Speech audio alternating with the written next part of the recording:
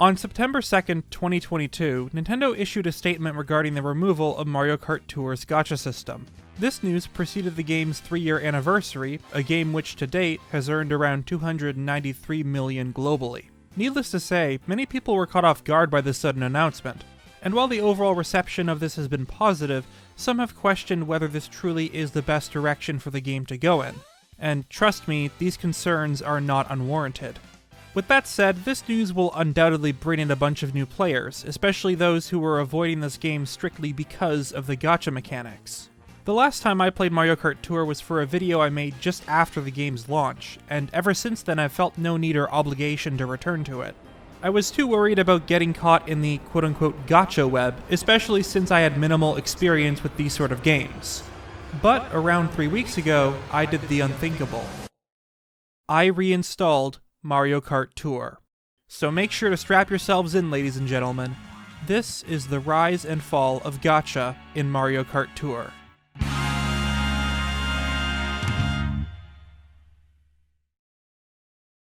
So, there are 3 main reasons why I decided to replay this game. One is obviously the removal of gacha elements starting on the 5th of October. Second is that the 3-year anniversary is currently happening, meaning that they're handing out plenty of generous rewards to players. And third, it's rather poetic that my last video on this game was when it launched. While Mario Kart Tour is in no way of dying or at the end of its lifespan, Nintendo pulling the plug on the gacha elements, something which has been a big part of Tour since its launch, certainly marks the end of an era, so to speak. But first we must answer the question, what is gacha? And why is it so controversial? The term gacha is used for games that have the player collect some sort of premium currency to use on in-game items. Often these items are obtainable via a loot box system, meaning that you don't know what you're getting until you spend your gems or whatever currency the game uses. Often these games are free to play, with most of the revenue coming from the microtransactions littered throughout said game.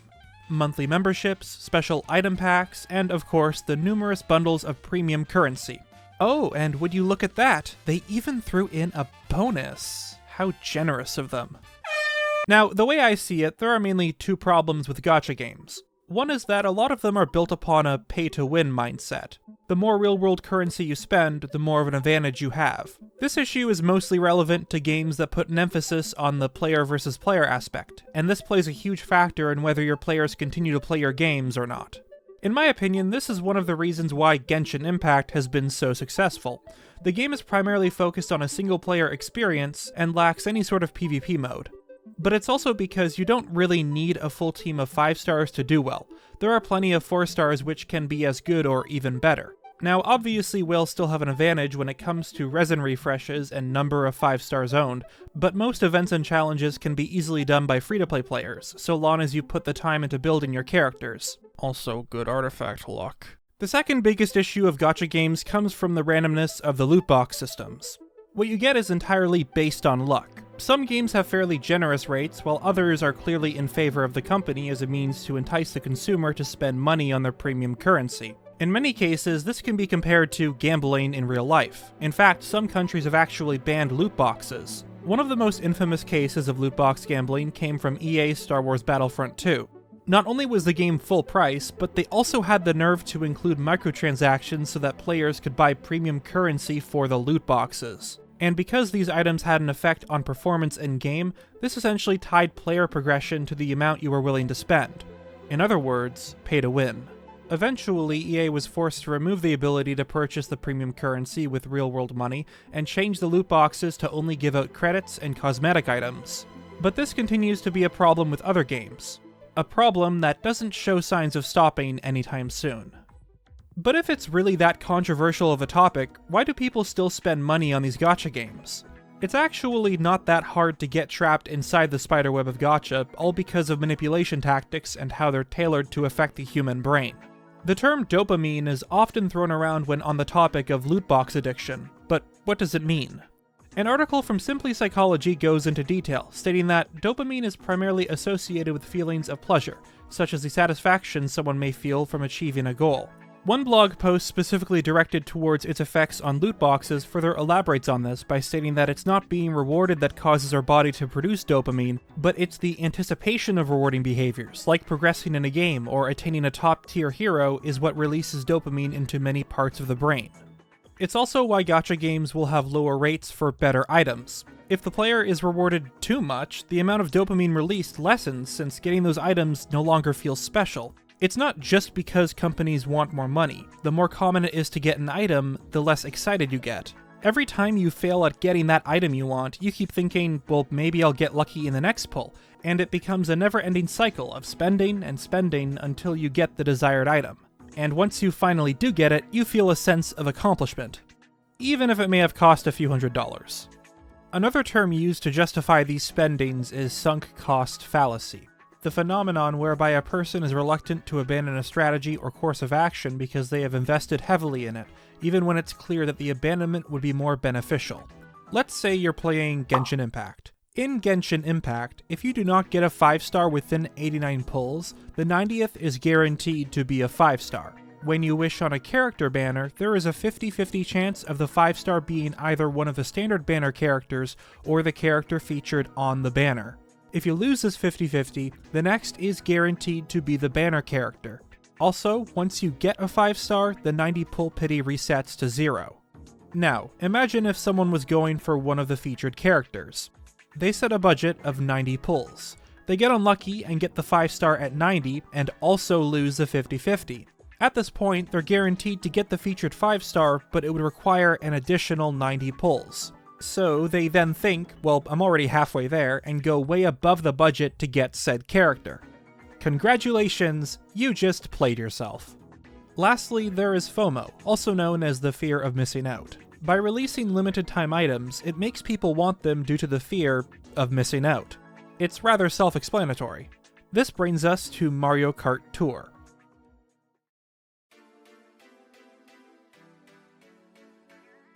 Like other gacha games, Tour makes use of certain tactics in order to entice the players to spend their premium currency on pipes. What makes this game in particular stand out from the rest, aside from the inclusion of gacha mechanics, is its point system. It's less about winning races and more about chaining combos to get the highest score possible. Each tour lasts 2 weeks and will feature 2 ranked cups, 1 per week. The game pits you against other players, and your overall position depends on how many points you have by the end of the week in comparison to the others. At higher tiers, you can get rewards such as Mii outfits, but the prize that most people are aiming towards are the rubies, which is this game's form of premium currency to use on the loot boxes. Or loot pipes, I guess? When entering a race, players will choose a character, cart, and glider from their inventory, and each character, cart, glider has favorite courses, known as top shelf, favored courses, being middle shelf, and bottom shelf for any tracks not listed. Entering a course with a favorite or favored item will give players some sort of advantage in the race. For characters, it increases the amount of items per box by up to 3, while also allowing them to occasionally get frenzies. Carts act as point multipliers depending on whether you're using top or middle shelf items, and gliders can give combo bonuses and increase the amount of downtime you have between combos without the chain breaking. Naturally, this is where the pay-to-win part of Mario Kart Tour comes into play. Nintendo has full control over what tracks are in each tour, and often this is dependent on whatever the current spotlight item or items are. Adjusting these courses to benefit from the most recent high-ends gives these items significant value when it comes to ranked mode and overall course coverage. This is one of many tactics used to get the player to spend their rubies on the gacha pipes. Others include power creep, a term used to describe the gradual unbalancing of a game due to successful releases of new content, leaving the older ones underpowered. This not only applies to new characters, carts, gliders, but also ones that get buffed with additional favorite courses. Sometimes high-end carts start off with bad or low coverage, get plenty of buffs, and end up being some of the most sought-out items. Then there's those high-ends that begin with a very strong coverage of favorited tracks, but this is short-lived since they either don't get any additional buffs or never appear in ranked mode. Most of Mario Kart Tour's first-year items suffer from this issue in particular. Now, I want to make it clear that resource management has always been a thing in gacha games. You're not supposed to get everything that's thrown at you when you're free to play or on a budget, and there are players who continue to perform well in ranked mode because they have enough restraint to not trap themselves in this gacha web. And this sort of approach is needed in order to continue making money in gacha games, or else they risk shutting down. Spending money in these sort of games is needed for it to be free to play. With all that out of the way, let's talk about how Mario Kart Tour's gacha system works. In order to do a single pull, the player needs to use 5 rubies. However, it only costs 45 rubies to do a 10 pull, so it's best to save your currency and only go for the 10 pulls as opposed to singles. At launch, there was only one type of pipe, the Spotlight pipe. Each of these pipes were filled with common, super, and high-end characters, carts, gliders. However, there were also Spotlight items. These are usually the ones players would pull for. What makes Spotlight items so special, aside from their value, was that if something in a pipe was part of the Spotlight set, you're guaranteed to get it if you empty the pipe of all its contents. These pipes almost always had 100 items, so if you were going for a particular high-end Spotlight and had the worst possible luck, you'd need to do 10 pulls, or in other words, spend 450 rubies. So let's say that there's a pipe with 9 high-ends. 6 of them are Spotlight items, with the other 3 being a high-end character, cart, and glider. If the high-end you pull is one of the Spotlight items, it's guaranteed to be one of the following, each having a 1 in 6 chance of appearing. Now, if the high-end isn't part of the Spotlight set, it's going to be one of the items listed in the standard list. Since the pipe only has one standard high-end character, the only guarantee you have is that it's going to be one of the ones listed here. The same rules apply for supers and commons. Notice how when you add all of these up, it totals to 100 items. Now, the order in which these appear in the pipe is completely randomized. It's entirely possible to have a pipe with most of the high ends near the top, or you can get extremely unlucky because all of them are placed at the bottom. This also means that once you get a Spotlight item, it's no longer in that pipe. Going back to our previous example, if you got 3 high-ends in the first 10 pull, but none of them were Spotlight items, you'd receive 1 high-end character, cart, and glider from their respective pools. At this point, the probability of getting any of these would be 0 since there was only 1 standard high-end of each in the pipe. If you kept going, the only other high-ends you would be able to get are the 6 Spotlight items. Now, aside from the obvious issue of not being able to get duplicates of specific items, which in some cases is what players want, there's another huge problem with this system. Let's take another look at the contents of our hypothetical pipe before pulling. Doing some basic math, the chance of you getting a high-end item, whether it's Spotlight or Standard, is 9%. Now, let's say that you really did get 3 high-ends in the first 10 pull. Well, since those items are no longer in the pipe, we need to do some math. There are 6 high-ends left in a pipe with 90 items. 6 divided by 90 multiplied by 100 means that the odds of getting a high-end are 6.7%. It's actually decreased. Luckily, there is a solution to this problem. At any time, it's possible to reset the pipe, essentially refilling its contents so that there are once again 9 high-end items in it. This is the part where the player needs to make a very important choice. Assuming you get 3 high-ends in the first 10 pull, do you keep going for the Spotlight items, or reset the pipe to increase your odds? Statistically speaking, if you are in this sort of situation, you should almost always reset the pipe. Getting the most value from your rubies is by far the most important thing when it comes to pipe pulls. The only reason you wouldn't want to reset is if you really wanted a specific character.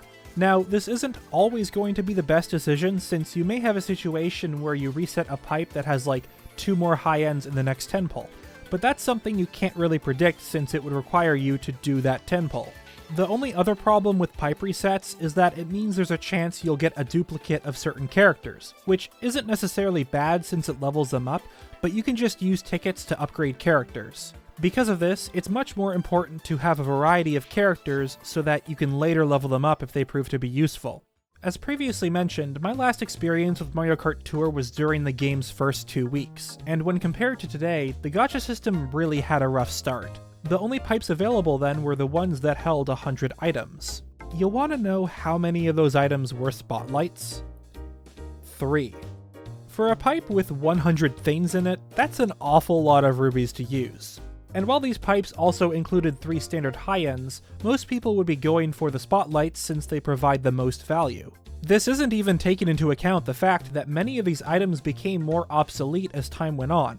It was a huge investment into something that's value was on the decline.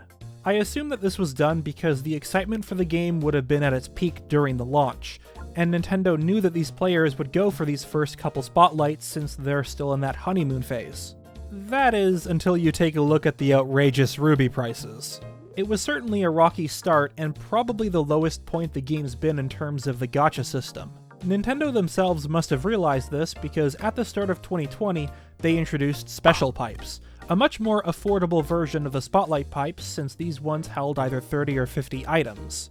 Most of the time, these pipes included past limited time characters, as well as the occasional standard high-end. And while a good number of them didn't have spotlights, the rates of getting a high-end were significantly more generous compared to the 100 pipes. These are the sort of pipes any average player would want to go for since they provided a considerable amount of value. However, as said previously, most items advertised were not guaranteed, so the best approach to these pipes was to spend your rubies and be satisfied with whatever you got. Remember that, because it's going to be very relevant to a later topic. As time went on, Nintendo would continue to make improvements to the game, such as giving players 3 free single pulls per spotlight pipe, as well as 1 guaranteed high-end item after completing a tour. A tier shop was also added which sold items that were top shelf on at least one of that week's ranked cup courses, and more opportunities were given to collect coins which could then be used for said shop. The game was finally shaping up to be what it should have been at launch. No doubt Nintendo was making a significant amount of money from it. I mean, it was nowhere near Fire Emblem Heroes revenue, but obviously it was enough to keep supporting the game with new updates and characters. Or was it? Often it's said that Nintendo loves to do the unexpected. It's almost impossible to predict what their next move is. I mean, we're talking about a company who marketed and sold cardboard.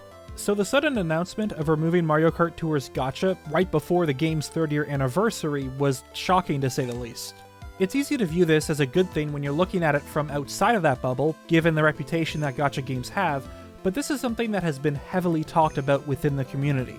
Some are relieved to see the system go, while others are concerned about the game's future.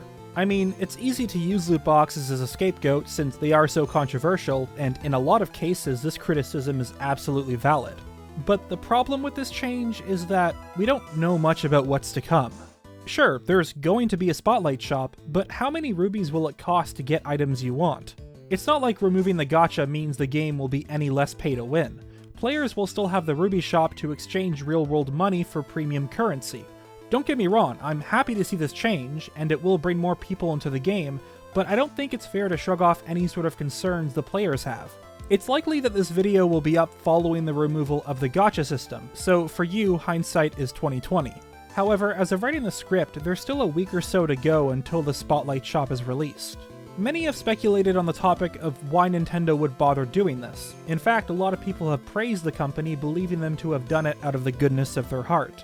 But I highly doubt that's the reason, since Fire Emblem Heroes, another one of Nintendo's gacha games, still has gacha elements in it. A game that has made almost 3 times the amount of Mario Kart Tour's revenue. Maybe it's because the gacha is more well received in that game. I couldn't tell you since I haven't played it myself, but if Nintendo was making a stand against these sort of games, you'd think that would be the first one to go. Perhaps they were worried about the game being banned in countries that classified loot boxes as gambling, similar to EA's Battlefront 2. But once again, the existence of gacha in Fire Emblem Heroes debunks this theory. A part of me wonders if Nintendo is doing this because it could potentially make them more money. I mean, sure, the Spotlight shop may be expensive, but at least you're getting what you want. Remember that it's not just characters you need to buy, there's also carts and gliders. Well, enough rambling. I said that I would try out this game again, and that's exactly what I did. It's time to talk about my personal experience when playing one of Nintendo's most controversial games.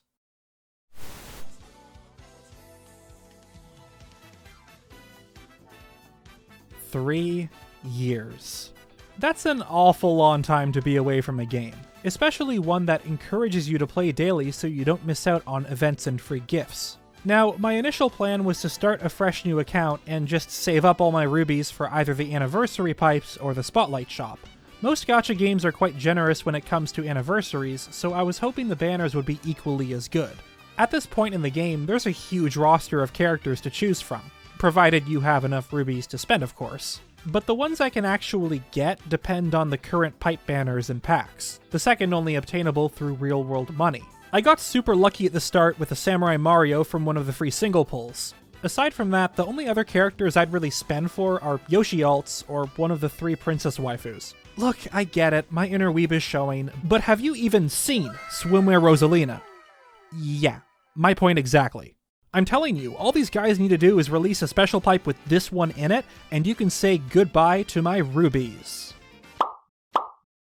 Oh my god, it's really you! My one and only true love! Petey Piranha! My beloved, you've returned to me! It's been forever since I've seen you in a Mario Kart game! I didn't even know you were in this roster! Oh, and Swimmer Rosalina is also there. That's nice, I guess. Well, that settles it. I need to pull on this pipe. Unfortunately, I can only get 2 high-end characters from this, but 2 of the 3 were characters I wanted, and the Lakitu seemed pretty decent in terms of coverage, so I decided to empty out the pipe. Good news, I got Petey! Unfortunately, the Swimmer Rosalina still evades me, so I guess I'll just wait until the Spotlight shop. This was also before I decided to turn this into a video, so no footage of the pipe pulls was ever recorded, unfortunately. But overall, it was a very lucky session. None of them were duplicates, so that meant I had 2 new characters, carts, and gliders to use, at the expense of literally all my ruby funds. They say money can't buy happiness, but it sure can buy rubies. I'll just pick up a couple item packs and premium challenges. Don't worry guys, I'm definitely not getting addicted or anything. This time, I promise, I'll definitely be saving these for the Spotlight shop. Oh my gosh, it's Kangaroo Yoshi! Look at him, he's so cute! Those ears, those boxing gloves, that hat! I need it. Okay, this time we're only going to go until we get Kangaroo Yoshi. It's a Spotlight pipe, meaning that I'm guaranteed to get him, but it also has 100 items in it, and I need to save my rubies. I promise that the moment I get him, I'm out. Okay, gold. That's good. It means that there's at least 1 high-end in this 10 pull.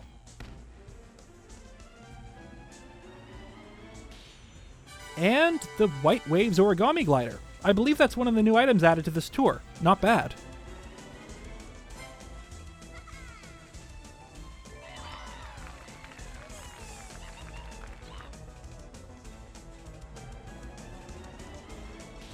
Wait, another high-end?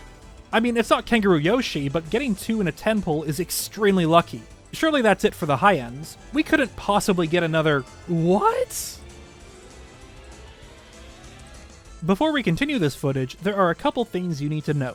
First off is that whenever a star appears, it means that the high-end is going to be a character. There are 3 Spotlight characters in this pipe, Kangaroo Yoshi, Hakama Mario, and Luigi Vacation, as well as 1 standard high-end. So there is a 1 in 4 chance of this being the item I want. If this ends up being Kangaroo Yoshi, that means I was able to get what I wanted in a single 10 pull, as well as 2 additional high-ends. And now, the moment you've all been waiting for.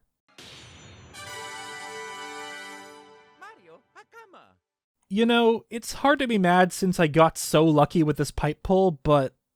ouch. Now, at this point, you'd be a fool not to reset the pipe. Even if I only got 2 high-ends from this, the rates for these items would be significantly lower if I continued pulling. But because I was only interested in Kangaroo Yoshi, and only had enough rubies to empty the pipe once, however lucky I get doesn't matter when at the end of the day I'm forced to keep going for a particular item. So, I kept pulling. And pulling. And pulling. Bowser Jr. Pirate. Pinch Hitter. Kabuki Dasher. Silver Surf Master. Gold Cloud Balloons. Toe Beam Balloons. Gold Double Decker. Luigi Vacation.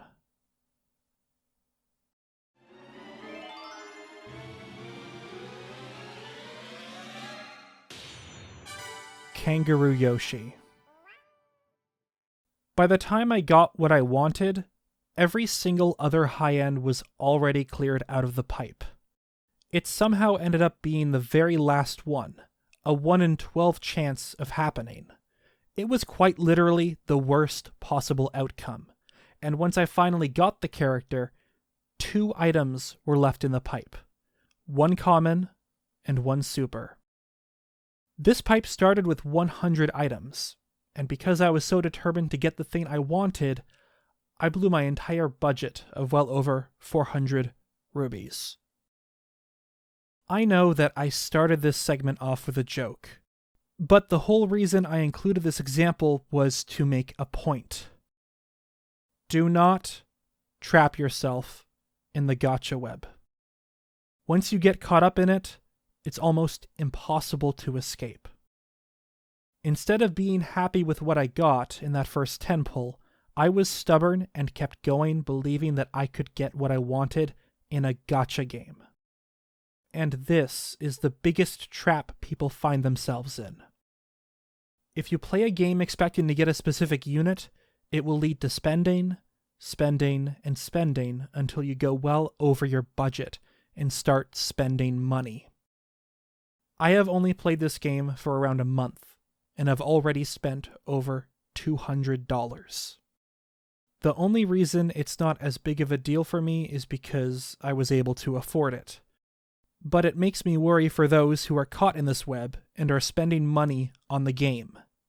Money which they need for other, more important things.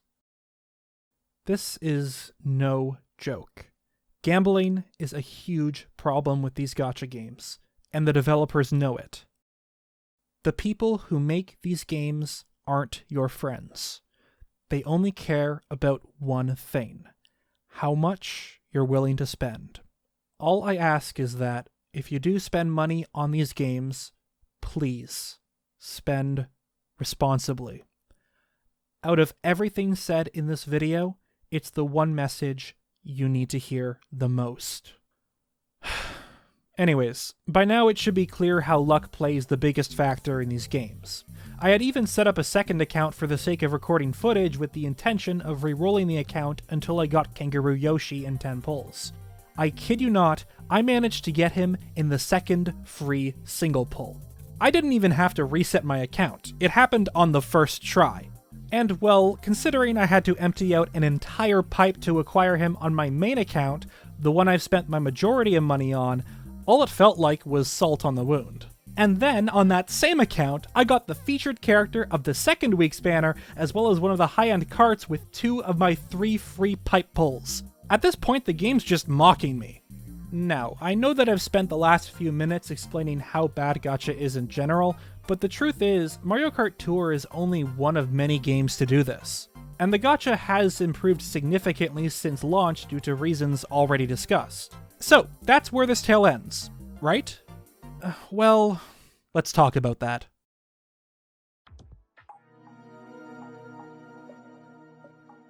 September 25th, 2022. The release date for Mario Kart Tour's final pipe banners. 3 whole years of gacha coming to a close, and in the middle of the game's 3-year anniversary. Understandably, expectations were high for these pipes. Nintendo needed to go out with a bang since this was essentially the end of an era for the game. The 2 pipes in question were these: 1 Mario pipe and a Princess pipe. Now, at first glance, these seem like really good pipes. I mean, look at all the different characters you can get from them. But remember that this is a gacha game. Looks can be very deceiving, which is why it's important to always check the rates in the details section. And it's something that needs prior explanation so you can fully grasp the situation here. For now, we're going to solely look at the Princess pipe. This is the one I personally pulled on because... reasons? In this pipe, there are 50 items, 6 of which are high-end characters. Every time you pull a high-end, it gives you one of these characters. Note that this is different from the standard high-end pool found on Spotlight banners. Every character listed here is shown on the pipe banner, so every time you get a high-end from this pipe, it's guaranteed to be one of these featured characters. But 2 things you need to remember about this pipe is that 1, it's a special pipe with no Spotlight items, so none of these characters are guaranteed, which, to be fair, has always been a thing with these pipes. And 2, each of these special pipes only has 6 high-ends. Again, this isn't anything new, however this pipe in particular has 15 different characters, meaning that each time you pull a high end, the chances of getting something you want is only 1 in 15. On top of all that, something else I didn't realize until pulling on the special pipe was that characters obtained do not disappear from that item pool. For example, let's say you pull Peach Vacation. Every other high end you get in that pipe still has a 1 in 15 chance of being a Peach Vacation. Now, the chances of getting duplicates are incredibly low. On my main account, I got around 9 high ends from the special pipe, and I think only one of them was a duplicate. But let's take a look at my second account. Prior to pulling on this banner, I had none of these characters. And since there were around 15, I figured that I'd be leaving with at least 6 brand new ones to use. By the time I was finished with my pulls, I managed to get a total of 7 high ends. Peach Vacation, Peach Yukata, Peach Wedding, Peach Wintertime, Daisy Holiday Cheer, and 2 duplicates. Honestly, it's decent. Except for the fact that when I used my all-clear pipe at the end of the tour, I got another Peach Wintertime. So in the span of a couple days, I managed to get 3 duplicates. My account is fairly new, so it has almost nothing on it in terms of characters. Getting a duplicate, especially from the pool of characters available in the all-clear pipe, is ridiculously unlucky. To make matters worse, as far as I know, Peach Wintertime is one of the worst characters coverage-wise. But that's not why I'm bringing this up. It has to do with that other pipe, because the Mario pipe is, without a doubt, the most predatory pipe in this game's entire history. As you'd expect, Nintendo is always releasing new characters as a means to get players to continue to spend their rubies. Most of the time, these are introduced into the game via spotlight pipes, meaning that once you reach a certain amount of pipe pulls, they're guaranteed. On some occasions, however, they will release these characters in the non-spotlight special pipes. This ends up being a sort of problem for people because, as we've already established, you're never guaranteed to get the thing you want in non-spotlight pipes. And since these are brand new characters, they are the ones people are usually aiming for when pulling. But this goes against the number one rule for these sort of pipes, that you should be going for as many high ends as possible and not be set on obtaining any particular one. By locking new characters behind these special pipes, it means that you could theoretically spend hundreds and hundreds of rubies without getting a single copy. This is especially dangerous with characters that are made to be very valuable, one of the best examples being Gold Chargin' Chuck. Not only is he a coinbox character, which to date is one of the best items in ranked mode, but he's also a heavyweight. Heavyweight means a big hitbox, a desirable trait since it lets you pick up more coins. But the pipe he was a part of had no spotlights, and every time you got a high-end character, it was a 1 in 4 chance to get Gold Chargin' Chuck. And each pipe only had 2 high-end characters, so chances are you'd need to repeatedly empty it to get him. For a time, this was considered to be one of the biggest bait pipes of the game. But this was nothing compared to what was to come. It makes sense that Nintendo would release banners this tempting. I mean, with the Spotlight shop around the corner, they want players to spend all of their rubies, so they're forced to buy more via microtransactions. And to be fair, these are amazing banners for newer players such as myself. But the audacity of Nintendo to release a banner such as this is beyond what any of us expected. As with the previous one, a total of 15 characters were obtainable from the Mario banner. However, unlike the Princess Pipe, one of these was a new character introduced alongside the 3-year anniversary tour. Say hello to King Mario, yet another coinbox driver with some decent course coverage. As you'd expect, this made a lot of players want to pull for him. But think about it for a second. Each special pipe only has 6 high ends, and each time you get a high end, there are 15 different characters the game can give you. If you're pulling on this pipe solely for King Mario, the chances of getting him are 1 in 15 per high end, a 6.7% chance. Significantly less than the 25% players had to get Gold Chargin' Chuck in his No Spotlight banner. According to user Kevin Garrett, you would need to empty this pipe 4 times for an 80% chance at getting him. That's 900 rubies, and it's still only 80%. They've locked new characters behind these no spotlight pipes before, but the odds have never been this low. There are stories of people spending thousands of rubies on this pipe only to leave with no King Mario. It is, without a doubt, the most predatory banner Nintendo has ever released for Mario Kart Tour, and that is not an exaggeration. Kind of ironic when you think about this being the banner the game decides to end its gacha with. It's truly the fall of gacha. So, where does this leave us? After listening to this video, I'm sure that the knee-jerk reaction is to feel relieved that Mario Kart Tour is ridding itself of the disgusting gacha elements. But the gacha itself isn't necessarily the problem here. I've already talked about problems such as how expensive items in the Spotlight shop might be, and while the majority of this video was written before the update, the last bit is actually being worked on following that update, and, well, the prices are just as I expected they'd be. At this point, it all depends on how generous Nintendo is with their free rubies and other items, but this is something that I hope to do a full analysis on later. We're gonna have to wait a bit for the dust to settle so we can have a much better idea at how this change affects the game long term. In the meantime, if you enjoyed this video and want to see more content like this, I'd appreciate it if you considered subscribing to the channel. For anyone who's interested in playing this game, I recommend checking out Kevin Garrett's videos.